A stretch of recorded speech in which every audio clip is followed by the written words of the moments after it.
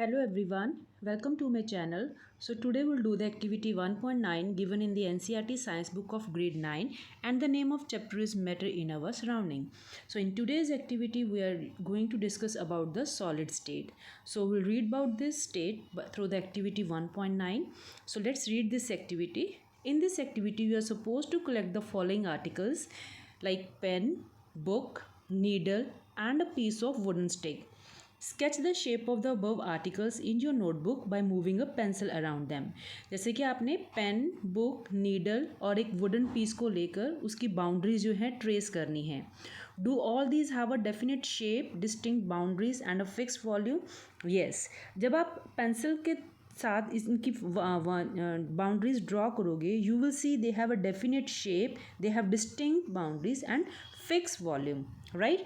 What happens if they are hammered, pulled और dropped? अगर हम पेंसिल के ऊपर, पेन के ऊपर, नीडल के ऊपर, पीस ऑफ वुडन स्टिक के ऊपर हथौड़ा मारेंगे या उनको खींचने की कोशिश करेंगे या नीचे गिराएंगे तो क्या होगा? उनको बहुत कम चांसेस हैं कि ये चीज़ें टूटें बिकॉज दे आर सॉलिड.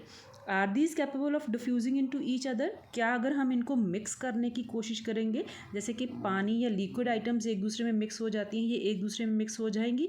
नहीं, ये कभी भी मिक्स नहीं होंगी. They are not capable of diffusing into each other. Why? Because these are solids and they have definite shape, distinct boundaries and fixed volume, and they have strong intermolecular force of attraction. That's why they are not able to merge into each other or diffuse into each other. So try compressing them by applying force. अब हम कोशिश करेंगे कि उनको compress करने की कोशिश करें जैसे कि फोर्स अप्लाई करके. Are you able to compress them? No, we are not able to compress them because they have negligible compressibility. बहुत ज़्यादा उनकी नेग्लिजिबल कंप्रेसिबिलिटी है. कंप्रेसिबिलिटी मीन्स अगर आप किसी चीज़ को दबाओ तो वो नीचे दब जाए. जैसे अगर आपके पास पिलो है तो आप उसको फिंगर से पिलो को दबाओगे तो वो दब जाएगा ना.